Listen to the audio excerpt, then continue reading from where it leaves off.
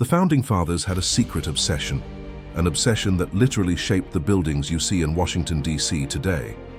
But the connection goes far deeper than architecture. Some historians argue America isn't just inspired by Rome, it's repeating Rome's exact trajectory. And we might be closer to the fall than you think. This is what they never taught you in history class. You might be thinking, Rome? America? One's ancient history, the other is the modern superpower. What's the connection? But here's the thing. The Roman Empire didn't just influence America. Rome's DNA is embedded in our government, our architecture, our military strategy, and even our cultural psychology. The Founding Fathers weren't just inspired by Rome, they were obsessed with it. And by the end of this video, you'll see America through a completely different lens. We're going to explore the architectural secrets hiding in plain sight, the governmental blueprint stolen from antiquity, the military strategies copied for centuries, and the shocking timeline that suggests we're repeating Rome's path, including its fall. Let's start with what you can actually see. Walk through Washington, D.C. and you're not in America. You're in Rome, the U.S. Capitol building. It's a Roman temple. The dome, the columns, the proportions, all copied directly from Roman architecture. The Lincoln Memorial. It's an exact replica of a Greek and Roman temple, complete with a seated figure like Jupiter himself. The Washington Monument, that towering obelisk. Rome was obsessed with Egyptian obelisks and brought dozens back to decorate their city. And then there's the American Eagle, Rome's military standard for centuries. This wasn't accidental. This was deliberate. The founders wanted America to look like Rome because they wanted it to be the new Rome. But the real copying goes deeper than buildings. America's entire government structure is Roman. The Senate? That's literally the same word and the same concept. The Roman Senate, senators. The Founding Fathers didn't even bother to change the name. And here's what most people don't know. America isn't a democracy, it's a republic, just like Rome. The Romans didn't trust direct democracy, and neither did the founders.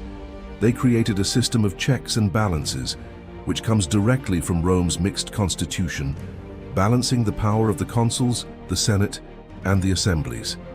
Even our motto, E pluribus unum, out of many one, echoes Rome's SPQR, Senatus Populusque Romanus, the Senate and people of Rome. The blueprint was already written, they just had to copy it. Now let's talk about power, real power, military dominance. Rome had legions stationed across 3 continents, maintaining what they called Pax Romana, peace through overwhelming military might. America. We have over 750 military bases in more than 80 countries. We call it Pax Americana. Same concept, same strategy, same playbook. And just like Rome, we built roads, not for commerce, but for the military. Rome's road network allowed legions to move rapidly across the empire. America's interstate highway system, officially created for national defense, to move military equipment quickly across the country. Eisenhower, a general, championed it after seeing Germany's Autobahn. The pattern is unmistakable. Global military presence, strategic infrastructure, undisputed dominance. Rome wrote the manual. America just updated the technology. The Founding Fathers weren't just copying Rome's systems, they were obsessed with Roman culture. George Washington's favorite play, Cato, about a Roman senator who died defending the Republic. He made his troops perform it at Valley Forge. Thomas Jefferson designed Monticello based on Roman villa architecture. They read Cicero, Plutarch, Livy, Roman writers and historians. Latin mottos are literally everywhere in American government. And here's something incredible. When writing the Federalist Papers, the most important documents explaining our Constitution, the authors didn't use their real names. They used the Roman pseudonym Publius, named after one of the founders of the Roman Republic. These men didn't just study Rome, they wanted to resurrect it, to become it, to surpass it. But here's where it gets disturbing. America isn't just similar to Rome. We're following the exact same timeline, the same stages, the same patterns, the same path that led to Rome's collapse. Let me show you. Stage 1. Rise through military dominance. Rome conquered the Mediterranean world and became the undisputed superpower. Check. America emerged from World War II as the world's dominant military power. Check. Stage 2. Economic peak through currency control. Rome's denarius became the reserve currency of the ancient world. Everyone had to use it for trade. Check. The US dollar is the world's reserve currency. Oil, international trade, central bank reserves, all in dollars. Check. Stage 3. Territorial overextension. Rome expanded too far, too fast. They couldn't defend all their borders. Barbarians began pressing in from all sides. Check. America has military commitments across the globe. We're stretched thin, fighting multiple conflicts, unable to secure our own borders. Check. Stage 4. Currency debasement. Rome started reducing the silver content in their coins to pay for their overstretched military and welfare programs. The denarius went from 95% silver to less than 5% in 2 centuries. Inflation exploded. Check. America left the gold standard in 1971. We've been printing money ever since. The dollar has lost over 95% of its purchasing power. Our national debt is $34 trillion and growing. Check. Stage 5. Internal political division. Rome fractured into 2 bitter factions, the Optimates and the Populares. Political violence became common. Compromise became impossible. Check. America is more politically divided than any time since the Civil War. We can't agree on basic facts. Our politics is tribal warfare. Check. Stage 6. Bread and circuses. The Roman government kept the population pacified with free grain and spectacular entertainment. Gladiatorial games, chariot races, theater. Keep them fed and distracted and they won't revolt. Check. America has massive welfare programs and the largest entertainment industry in human history. We're the most distracted civilization ever created. Social media, streaming services, sports, celebrity culture, modern bread and circuses. Check. Stage 7. The fall. Rome's currency collapsed. The military couldn't be paid. Barbarians poured across the borders. Political chaos reigned. And in 476 AD, the Western Roman Empire ceased to exist. America? We're in stage 6, maybe early stage 7. We're not just similar to Rome. We're on the same timeline. And history doesn't care if you're paying attention. Now I know what some of you are thinking. All empires fall eventually. This isn't specific to Rome and America. And you're right. The British Empire fell. The Mongol Empire fell. The Ottoman Empire fell. But the Roman-American parallel is unique because of how specific the connections are.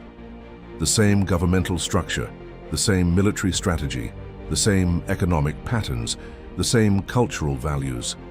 It's not just that empires fall, it's that we copied the empire that fell and seem to be following the same script.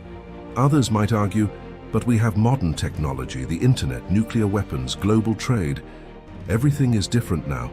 And yes, technology changes things. But does it change human nature? Does it change the fundamental economic laws of overextension and debt? Does it prevent political tribalism?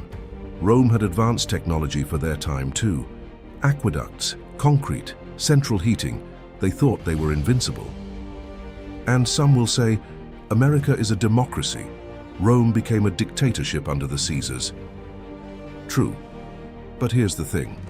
Rome was a republic for 500 years before it became an empire. It didn't happen overnight.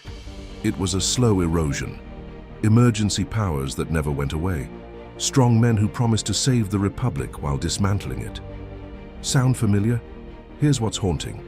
The founding fathers knew all of this. They studied Rome's fall obsessively. They knew exactly what went wrong. That's why they studied it, to avoid it. They read about how Rome's republic collapsed into dictatorship. They analyzed how the concentration of power in one person destroyed Roman liberty. And they tried to build safeguards. George Washington was offered the chance to be king, literally. His officers wanted to make him monarch, and he refused. He served 2 terms and walked away. This was revolutionary. He could have been Caesar, and he chose to be Cincinnatus, the Roman general who saved Rome and then returned to his farm. Washington consciously rejected the path Rome took. The founders created term limits for the presidency, something Rome never had for their consuls. They separated powers between three branches of government. They built in checks and balances. They created a system designed to prevent any one person or faction from seizing total control. But here's the question: did it work? Or did it just slow down the inevitable? The founders copied Rome's structures, but they forgot Rome's values. And those values are what actually made Rome last for 1,000 years. The Romans had a concept called virtues, civic virtue. It wasn't optional, it was expected. Every citizen had a duty to the republic above their personal interests. Romans believed in the citizen soldier. You didn't have a professional military class. Citizens served, fought, and returned to civilian life. It kept the military connected to the people they defended. America abandoned that with the all-volunteer force. Now most Americans have no connection to the military at all. Rome invested relentlessly in infrastructure. Not just for today, but for centuries. Roman aqueducts still stand. Roman roads are still used. They built for permanence. When is the last time you heard about America building something designed to last 2,000 years? We can barely maintain the bridges we have. And here's the big one. Rome was exceptional at assimilation. Conquered peoples could become Roman citizens. They could rise to the highest levels of government. The empire eventually had emperors from Spain, North Africa, the Balkans, anywhere. Unity through inclusion, not division. We copied Rome's architecture and government structure, but we forgot the virtues that made those structures work. So why does all of this matter? Why should you care about a connection between ancient Rome and modern America? Because Rome's influence isn't just a historical curiosity, it's a warning system. Every empire in history thought it was different. Rome thought so too. They believed they were eternal. Roma Eterna, eternal Rome. It's literally on their coins. But empires don't fall because they're weak. They fall because they forget what made them strong in the first place.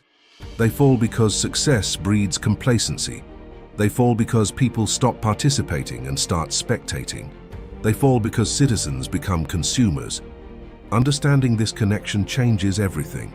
When you walk through Washington, D.C., you're not just seeing buildings, you're seeing an attempt to resurrect Rome. When you watch political debates, you're not watching something new. You're watching the same arguments Romans had 2,000 years ago about the role of government, the rights of citizens, the limits of power. And when you see the warning signs, the debt, the division, the distraction, you're not witnessing something unprecedented. You're watching history repeat itself. The question is, are we aware enough to change the ending? But here's where our story diverges from Rome's, at least potentially. We have something Rome never had: speed of information.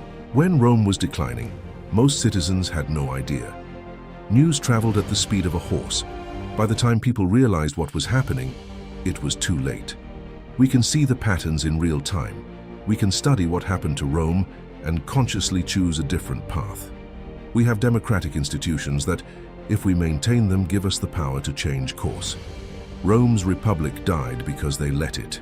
The people stopped caring about politics, stopped participating, and strong men filled the vacuum. We also have awareness. You're watching this video right now, you're learning the pattern, that's something. Knowledge has always been the first step toward change, but awareness alone isn't enough. The real question is, what do we do with this knowledge? Do we keep playing our roles in the bread and circuses? Do we keep choosing division over unity? Do we keep electing people who promise easy solutions to complex problems? Or do we learn from Rome's mistakes? Do we rebuild civic virtue? Do we demand infrastructure that lasts? Do we insist on sound money and responsible government? Do we choose to be citizens again, instead of just consumers? Rome didn't fall in a day. It was a slow decline that took over 200 years. Most Romans didn't even notice it happening. The question isn't whether we're following Rome's path. We've already established that we are. The question is whether we're aware enough and brave enough to change course before it's too late. So what do you think? Are we doomed to repeat Rome's fall, or can we learn from history and change our course? I want to know your perspective. Drop a comment below and tell me, what's the biggest similarity between Rome and America that I missed? Or maybe you disagree. Tell me why you think America is different. I read every single comment. If this video changed how you see American history, or if it made you see the present differently, hit that like button. It helps more people discover these connections. And if you want more videos that bridge ancient history and modern times, that make you see the world through a different lens, subscribe to the channel and hit the bell so you don't miss the next one. Thanks for watching. And remember, those who don't learn from history are doomed to repeat it. But those who do learn from history, they have the power to change it. The question is, which one will we be?